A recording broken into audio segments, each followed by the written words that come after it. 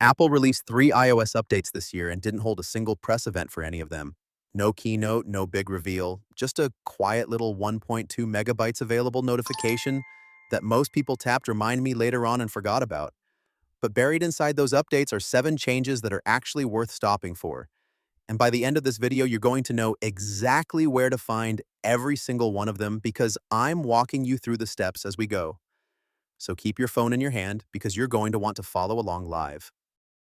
Let's start with the one that should honestly be front page news. If you've ever opened an app and it asked to track you and you tapped Ask App Not to Track, and then it asked you again 2 weeks later and again a month after that, there's a way to end that cycle permanently. Open your Settings app, scroll down to Privacy and Security, and tap into Tracking.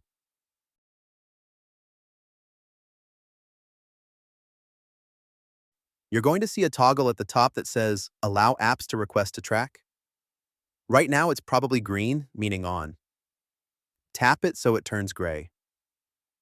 That single tap tells every app on your phone to automatically reject tracking requests from now on. No more pop-ups, no more decision fatigue. It just says no on your behalf forever, and you never have to think about it again.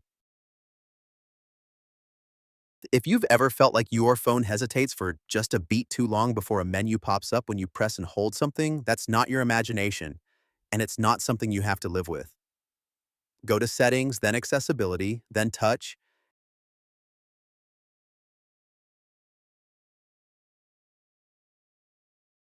and tap into Haptic Touch.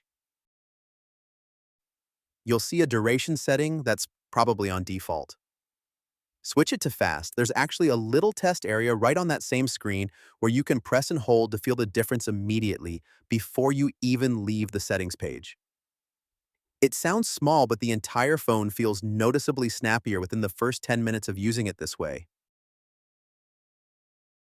This one is oddly satisfying once you find it. Your Mail app can now stop senders from knowing the second you open their email.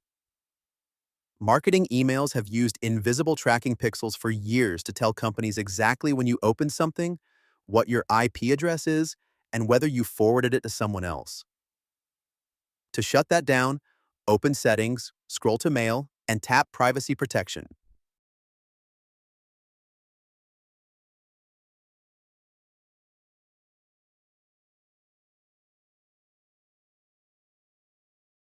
Turn on Protect Mail activity. Once that's on, Apple routes your email through its own servers first, which hides your IP address and blocks those invisible tracking pixels from ever reporting back. You'll never see a difference in how your email looks, but the people sending you those emails suddenly lose all visibility into what you do with them. And this is one almost nobody talks about. The hidden photo album, the one where you tuck away screenshots or private pictures you don't want showing up in your main camera roll, can now be locked behind Face ID on its own, separate from the rest of your Photos app. Open Photos, scroll down to Utilities, then Hidden.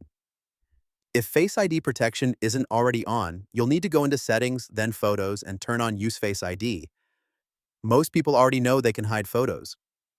Almost nobody realizes that Hidden Album itself used to be sitting wide open, meaning anyone who picked up your unlocked phone and knew where to tap could scroll straight through it. Apple finally did something people have been asking for since group text became a nightmare of green bubbles and broken reactions. Text to Android users are starting to get real end-to-end style encryption, meaning conversations that used to be wide open are now actually protected, even when you're texting someone who isn't on an iPhone. This one rolls out automatically as both sides update their software, so there's no setting to dig for here. But it's worth knowing it's happening in the background because it changes what you can safely assume about the privacy of a green bubble conversation. There's a shortcut buried in accessibility settings that turns your entire screen into an extreme dark mode, darker than dark mode itself, and once it's set up, you can trigger it with a single triple click of the side button. To set it up, go to Settings, then Accessibility Shortcut,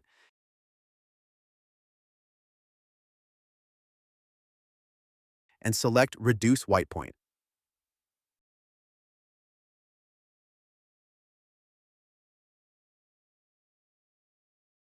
Now, anytime you triple click the side button, your screen flips into an ultra dark, low glare mode, and triple clicking again switches it right back to normal.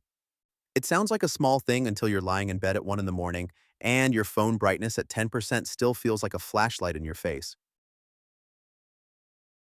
This one's been on your phone this whole time, and most people never touch it. The back of your iPhone can actually act as its own button. Go to Settings, then Accessibility, then Touch, and tap Back Tap near the bottom.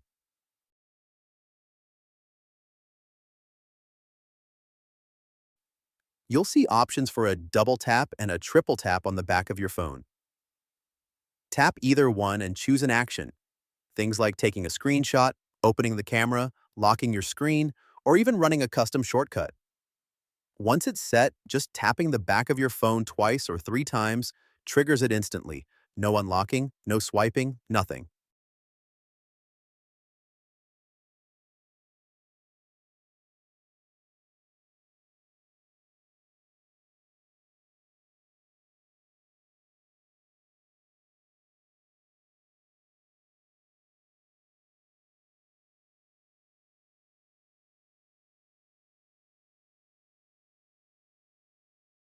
That's it, guys. Tell me in the comments which one you didn't know existed. If you enjoyed the video, hit the like button and subscribe. Also, share this video with anyone you think might find it helpful. See you in the next one.